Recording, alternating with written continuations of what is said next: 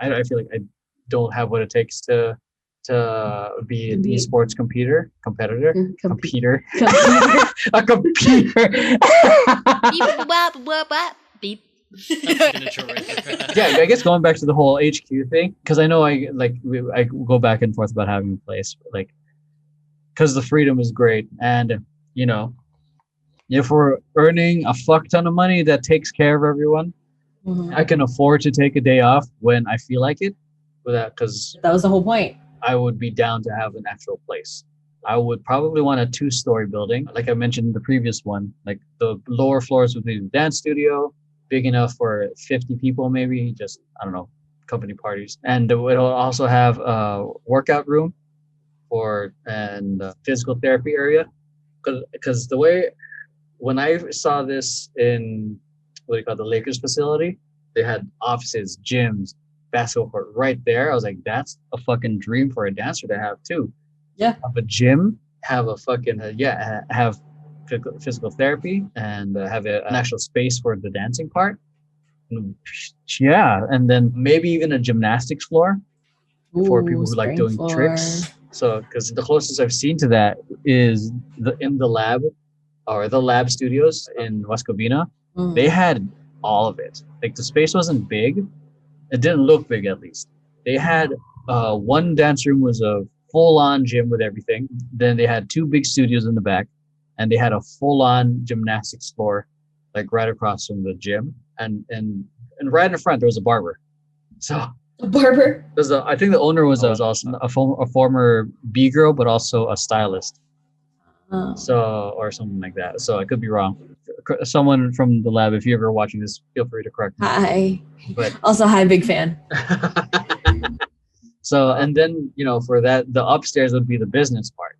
Like I said, one half would, or what, I guess 2/3 would be the Vision Paradox business part. Maybe 1/3. The other third would be an actual film studio.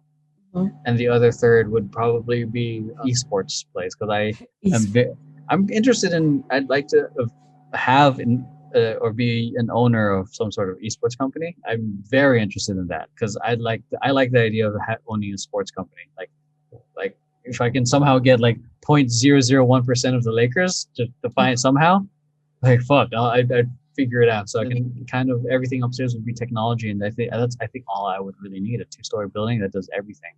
Gonna need a server room. So then there's the server room. So that would be like, because I have an idea of what it would look like, and it's pretty exciting. I would love that. Like it maybe like down the line, 10 years and whatnot. Who knows what's gonna happen in 10 years? I mean, 2012 to now was a very different story. From Jordan's birth to now is wild. And when Jordan was born, that's when I started my whole business journey. So before or entrepreneurship journey, that's what I was journaling that last night. I was like, fuck, the things I'm doing last night, like 2 team meetings in a row with a great crew.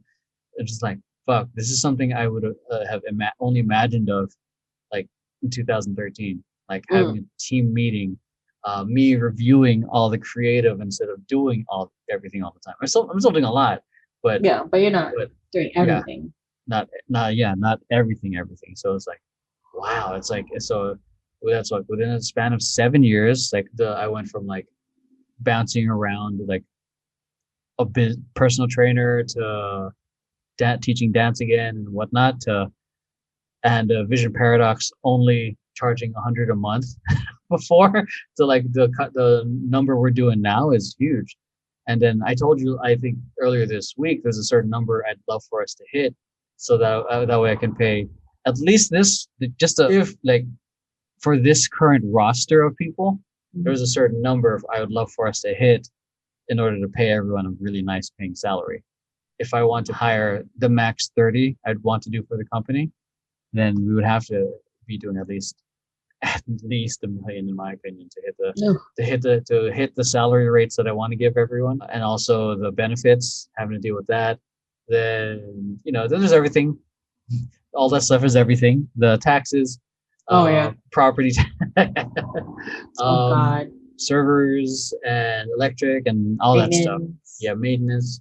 So there's that. So we would have to like be making a milli for the At Vision least. Paradox site. For the dance company side, it would probably be about half to or so to pay the dancers a fair living wage, like competitive with a regular job. Yeah, like I want to like pay these guys like athletes in a sense because they're working on. I mean, essentially they are. Yeah. Then yeah, I mean the hugest inspiration of this was, I think I already said, the Lakers facility. Then you would have your own corner office with a view of the ocean. I don't know. This would be, this is gonna be the actual CEO gets the corner office. So this Like a mini fridge. This is gonna be a mini bar. Yeah, it's your fucking office. Yes. There's gonna be two. One of it's for alcohol, the other one is for marijuana. Then it's gonna be in Emeryville, California, across from Emeroyville. Pixar. That's where Pixar is. We're renaming it to Emeroyville. Pretty much. So Emeroyville. Wait, no, that's what we'll call the building. Emeroyville. Emeroy. Okay, that's in the name of the building. Emeryville. Yeah. It'd be nice to that'd be nice to have. But there's I like having these conversations because it's like possibilities for everyone. I don't know. Do you have dreams like that? No, I dream of not working. Well, yeah. Would you ever want to work if like VP got like that big, and obviously I just buy you out of your job and you're just doing this? I mean, yeah, okay. I would rather work for VP, period. So or even it does so well that you don't even need to work. Would you want to work? I'll work part-time. So yeah, because that's the thing. Like, I just want to like keep my brain going. Yeah, that's the thing. Like, I think people want the whole like the laziness part, but not laziness, the chill part. But that part of the entrepreneurship experience where you get to relax gets boring because you want to do something. Yeah. Like, well, yeah, because you're like, you're kind of like, you're a go-getter because you're an entrepreneur, like by default. So like if you stop going and getting, then like you're gonna be so bored. Yeah. So like it takes me a cool while to just even get into the vacation mode, because it's like my mind is like, let's do this. This is why like when you and I like visit each other, I like try to plan out at least like a couple days where I force you to not work. Yeah, and those are always super like nice. Last time I was there, like we went to Long Beach, and you're just like, oh yeah, definitely not working. Yeah, that's always like nice because like the turning off of the brain is just like. Then I know when I'm like, my body gets triggered in a way of relaxation when I'm sitting there. If I'm watching something here, my mind is in work mode. My body feels work mode because there's a certain stiffness in my body when I'm sitting here. But when I'm sitting on the couch, it's more reclined, feels more comfortable, obviously, and there's not a keyboard in front of me. It's different. Like my mind knows when, like, has the feeling of like complete relaxation when I'm just chilling there. I think that's like kind of like the downside of like, and essentially I like, basically gave you a hint on what a setup would look like if you were working from your bed, like at your old place, because of how your stuff was set up. Like the TV was just right there. Yeah, when I was just lying down and working. Yeah. Yeah, and you're just like, oh, this is nice, but at the same time, you're just probably like, well, now you're associating laying down with work. Yeah, it's the association. So I'm glad there's. And that's why, like, I moved my room around, because before my setup was, I literally could just roll out of bed and be at my desk. Yeah. So like with this one, it's like I have to get out of bed, get up, walk around, and then get to my desk. Like if there's no like actual solid corner, but like at least I'm not rolling over and then just like already sitting at my closer to mic. Like already like sitting at my desk. Yeah. Like, I actually have to get up, turn a light off, and then like do like, and like grab some stuff on my way to here as opposed to. Yeah. Yeah. I'm just like, that felt like a lot better too. So like I'm not associating. And, and also I can't see my computer screen. That was the thing. Cause like sometimes I'll leave it up. That's smart. Yeah. I'll leave it up. Like, I like before I moved my room around, it was just like I would leave it up, and then I like just like see it all the time. I wake up and I already just see my computer, and sometimes my work I'll have like something left up or whatever, or like something rendering overnight, which I doubt there would be. But yeah, I'm just like, this is, I don't like this. I don't like waking up to work. So like I like waking up to my TV now. Yeah. Because there's no work on there. So speaking of like the working and the whole VP stuff, would you want to be doing the photography stuff? Because I saw that because you did the photography recently this week, and those shots were nice. Oh my! Well, I do a lot of landscape photography. So that's my jam, jelly, and peanut butter. What about if it was like product photography? You got a macro lens and everything. It's not people. And I know. I was like, I just don't want to shoot people. Yeah, it's different. It's like because you have to tell people how to look pretty, and especially if they're awkward. That's me 100%. But yeah, would you like ever want to do product photography? I might. I could. Have you done it? No. Well, I tried. I futzed around with it, but like I'm pretty sure I can do a little better with better stuff. Like because I almost feel like how you're shooting the flowers. In that it'd be that way in a sense, except it's not as grand. The shots you took, like my little tulip field. There's the close-up ones that were really nice with the lens. With the lens that I borrowed. Yeah. So and that was such a clear. Yeah. Go ahead. What's your experience with just the lens? Oh God. Yeah. Well, I've always been saying like because I think I got into because I did like a quick photography assignment, I guess, for my day job. Like I actually went into the place and took all these pictures of like these kids or whatever. And I didn't know that the person that borrowed the place's like my company's camera was like, they already gave it back. I thought they still had it. So I just assumed, I was like, you know what, fuck it, I'll just use my own camera. It's fine. Because then I don't, I'll have to take it home and process it anyway. So like, I don't want to take home the company camera and then forget it here. Because I'm not going back into the building for another month and a half at the very least. So yeah. And so like I came there and then like one of my like former coworkers at the front desk was like, using the company camera? I was like, no, I'm still gonna use mine. And another coworker was like, why? Because is yours better? I was like, actually, technically, no. Because I have a Nikon D5600. The company camera is a Canon 60D. Oh yeah, it's a wow. Yeah, okay. But I have the lenses that I need. So like I told, but like, the other coworker was like, and I was like, yeah, but like, my lens is a little better. And then my other coworker goes, it's all in the glass, baby. That's true. Like for the longest time I was intimidated about buying an SLR camera because I vlogged, but all my stuff was on a cell phone or from my friend's borrowed camera. And my friend Bliss, shout out to Bliss, what do you call it? He told me like, nah, dude, don't worry about get a decent body, get good lenses. Get a good lens. It's all in the lenses. Yeah. And then from there I was like, oh shit, that gave me so much freedom to get a starter camera, which is my T5i. And then I upgraded to a Lumix, and then it's all in. It's all in the glass. It's on the glass, baby. Yeah.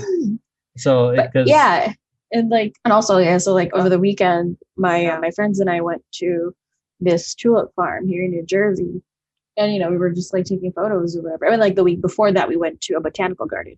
So it's like spring is on, is happening. Like there's just flowers everywhere, just making me really happy. Allergies. And sunshine, but allergies. But I'm wearing masks, so actually it's kind of better. Oh yeah. Oh shit. Okay. So it's just like me and another friend that are pretty into photography. This other person is earning a little bit more money than I am. So like he has like a Nikon D80, I think, which is like a $2,000 body, and then he was rocking a couple lenses that were. One of them was like $1,000 each, like $1,000. The other one was a $2,000 lens. Whatever. So good though. Those must be so good though. Yeah. So that was a flex. So anyway, like the week before that, when we were at the botanical garden, like we took our shots and we like hung out, and then we processed the pictures we were taking, and then we were like swapping pictures, and we were taking a lot of like similar shots or whatever. Like a lot of it were like fairly similar shots, but there was a couple ones that were like absolutely different, but the ones that are the same or like similar, I'm comparing them because like it's either it's we do have like completely different editing styles, but at the same time I was just like, why is the are you just a better photographer than me? You're just like, no, probably not. You're probably better than I am. I'm like, no, that can't be. And then the following week he lent me his 70-200 lens that goes all the way down like 2.8 or lower. And he was like, here, just try it. I was like, okay. I was like setting up my shot. I was gonna take a test shot of this like one tulip. I was like, let me try this. I took the photo. I'm like, you motherfucker, you just have more money than me. You know better than me. Yeah, for those of you listening, the lenses for a camera get expensive. Yeah, that lens that I was lent, it was like $2,000, $2,800. Yeah. So like when I was holding it, I was cradling it like a little baby. Yeah, that's yeah. I wish I had money. It can be a glorified hobby, Mm-hmm. but if you're just like dabbling. So like parents, if you don't want your kids to get into drugs, get them into photography. They'll never have enough. They'll never have money for drugs. Get them into art. Oh yeah, actually, yeah, exactly. They'll never have money for drugs. But also, some artists are drug addicts. Get them into computers. They'll never have enough money for drugs. Yeah. Just spending it on their computer. They're too busy improving their upgrading their rig, getting the next friggin' graphics card or processor. So, oh man, I forget how good my get them into music is now. They're gonna be buying like 15 guitars. Oh god, yeah. I mean, get them to a passion like that makes them like want to spend money on it and on that instead of stupid shit. Because I mean, if I were in for dance, I'd be doing I don't know what I would be doing. Still skating. What would you be doing? Yeah, I think I would still be skating in terms of high school. I would still be a skater boy and more aggressive, but then I wouldn't have the more in-depth understanding of rhythm that was needed for animation. But I would definitely have more of a chip on my shoulder because I hated the world. I was such an angry skater. Were you playing better Meredith Brooks in your brain? No. I hate the world today. No. Just typical fucking lover. Oh, that's a good song. It's the typical teenage angst, and then my you're gonna understand me. And then my overly inflated ego in my early 20s and college years. So yeah, I feel like though my experience in dancing might have helped my self-confidence in a certain aspect, but because I was I had a captain, I had to, obviously we were called out for our egos. For skating, if it was just me, it's a one-man sport. The only person is like, I can easily think I'm the shit.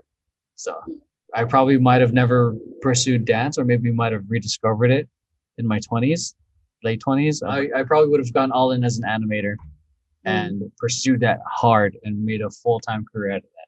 I would not be in this. I would not be here. Yeah. So, damn, man. It just makes me think of like the different, alternate realities that might have existed. Do you think about that? What's like the craziest one? Okay, so I mean, well, let's start with something small. Like if I haven't gotten into dance, because like I obviously never made dance a career, but I did love it very much. And like I always knew I liked to dance, but like I didn't get into like dance and actually start taking classes until like the summer before my freshman year in high school or my sophomore year in high school, like that summer before that. Essentially, my mom was just looking for ways to get me out of the house over the summer because I was friendless and they needed to get rid of me at least once a week. And my mom found this. And this is one company. It's pretty reputable actually out in the Philippines. It's called Trumpets, and they would have these workshops in the summer for like everything. It's like dance. It's dance, it's musical theater. It's just voice. It's just acting. It's modeling. It's like a lot of this shit. And so there was one where it was called street dance. So that was one of my class. That's the name of one of my classes too. So. Yeah. And, they have it for like kids, teens, adults. And there was an advanced class. But like, before then, like my mom put me into this like kids class because I was under 13 and they were just like, she's turning 13 this year. They were like, no, we can't. I was like, all right. So I was stuck in this like little baby, beginner class. That sucks. But, it wasn't boring or anything. Like there was another girl with me. There was like two more girls with me that were like, kind of this like at the same age. Like one of them is a dancer, but she does more ballet and jazz. She was like, she wanted to get into like, like hip hop or like choreo or whatever. So she figured she'd take this, and the people that were actually teaching the class are pretty reputable. They're from another like dance group that's like pretty like famous in the Philippines called the Maneuvers. So that's who the instructors were. So it's like, we're all just kind of like having fun. And then my mom asked me following summer, do you want to do it again? I was like, well, yeah, I'm going to be in a teen class now, finally. And then I think like, like I met more people of my age there. I met, like that same girl was there too. Like we texted each other. I was like, we're taking the same class next year. So like, then I started fucking building like fucking, like, just a community of like people that like dance outside of my school. Like I love my friends in my school and everything, but I'm getting sick and tired of them because I have to see them like 10 months out of the year. Exactly what some of the teen group people says. Like I got my school friends, but I got teen group. Like we were trying to like, even like through the school year, we were trying to like hang out like on a weekend, but it never like happened because like, we go to different schools and other people are like, in different tracks, not really different tracks. Like some people are just doing more in school than the other people were. So, I mean, that eventually never happened, but like, it was always like, I couldn't stop talking about like my summer, even though like, let's say I was already like halfway into the school year. I'm still talking about the summer, like the summer I had, because there's just so many stories that happened and like, like a lot of fun. And, I was just like, oh man. Yeah, God, the adventures, like, sure. And the thing is, I hate people, this. Yeah. But like, like the right people, I will not hate. And those were the right people. And I'm still friends with some of them. And I haven't seen them in forever.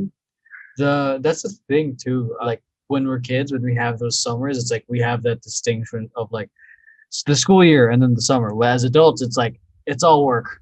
There's no break. It's like which makes it, which is the life sucking part, because it's like there's no break to try something, to take a break from it all. Yeah. That'd be so interesting. Yeah. If companies had a summer break. Yeah, but how? I have no idea.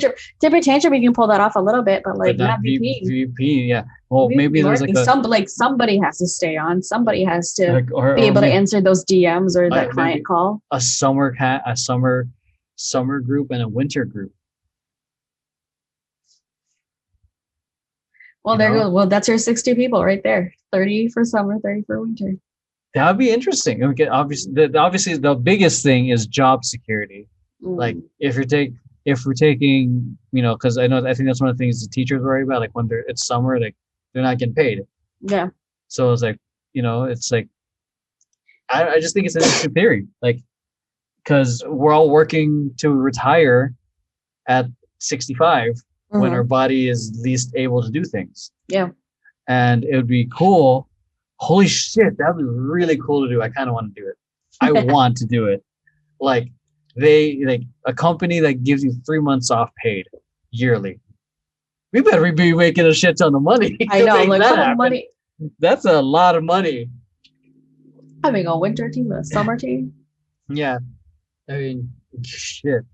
Yeah. I was talking about this with Max the other day. Like the difficulty with vision paradox is that it's dependent on clients. So, in order for us to continue growing and to deliver, capital is important. We have so our growth is dependent on the amount of clients we take on or don't take on, or the amount of money we charge them. So, but even then, you would never want to have all your eggs in one basket, one client. Yeah.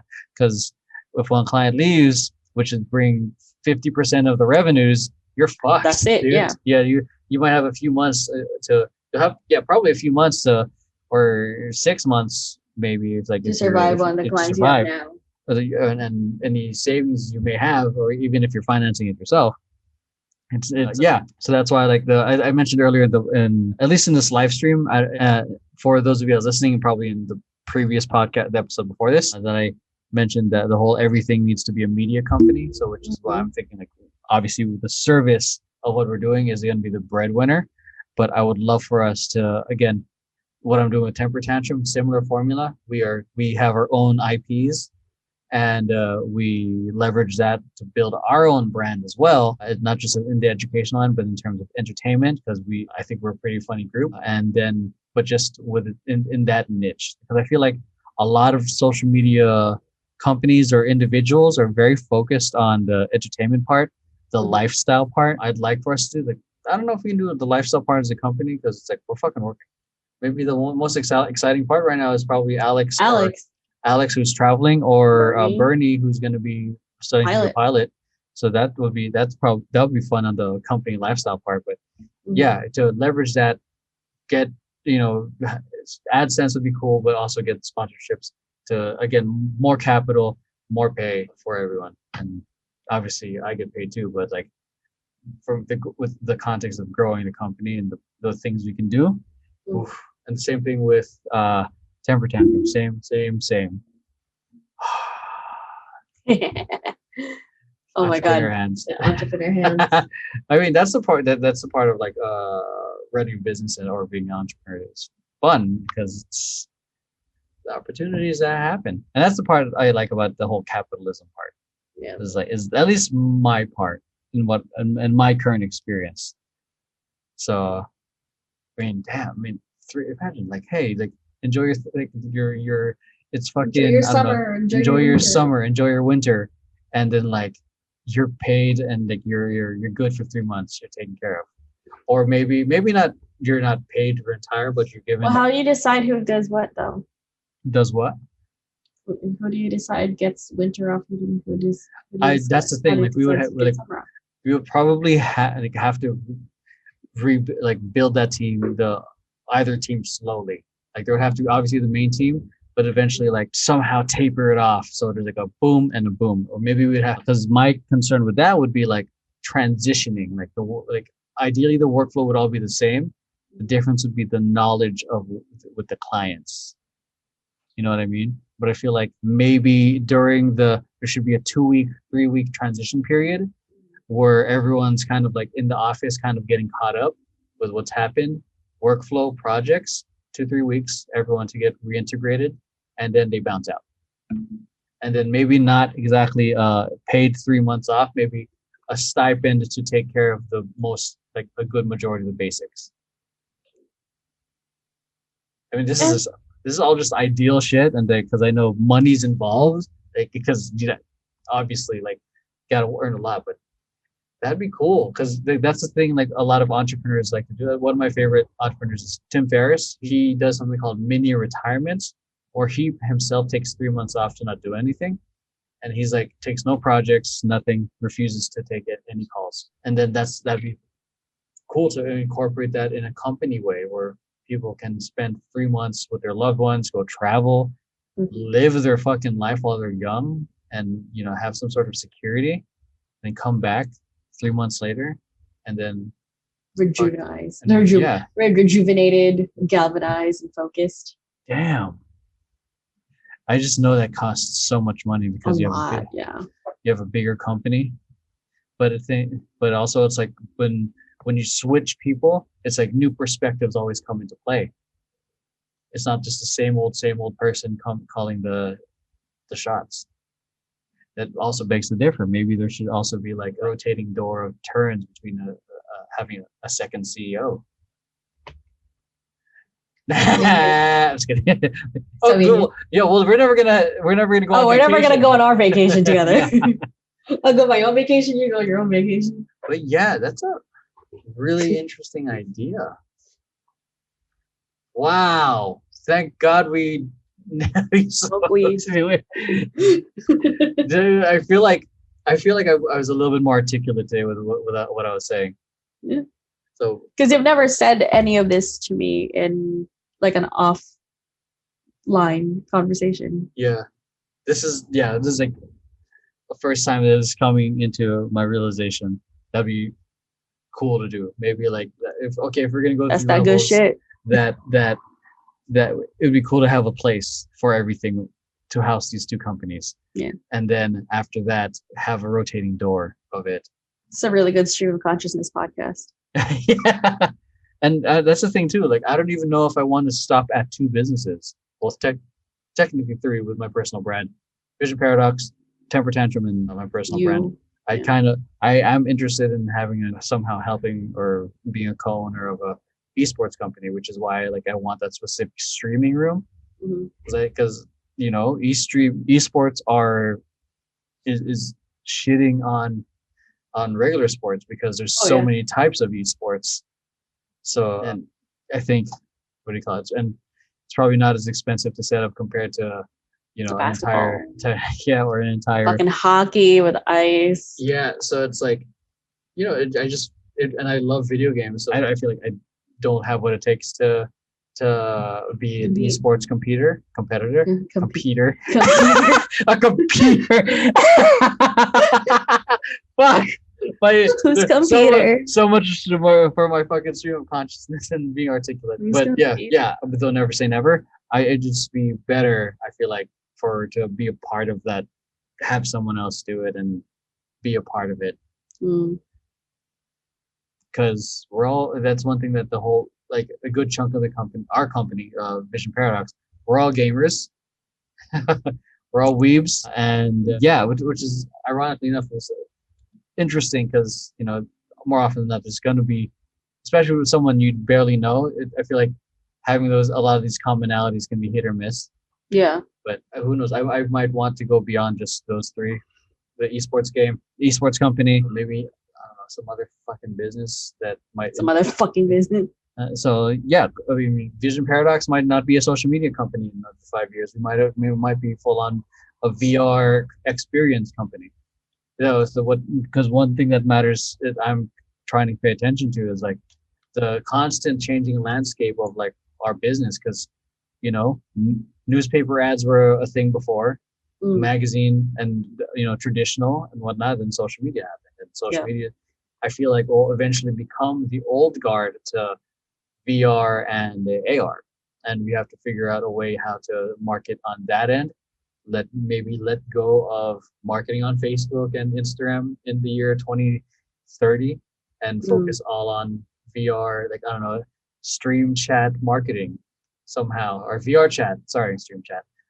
Stream chat. Yeah. So, or somehow get involved with AR marketing when glasses become a thing. And when you look at a certain thing, a fucking billboard happens to be there.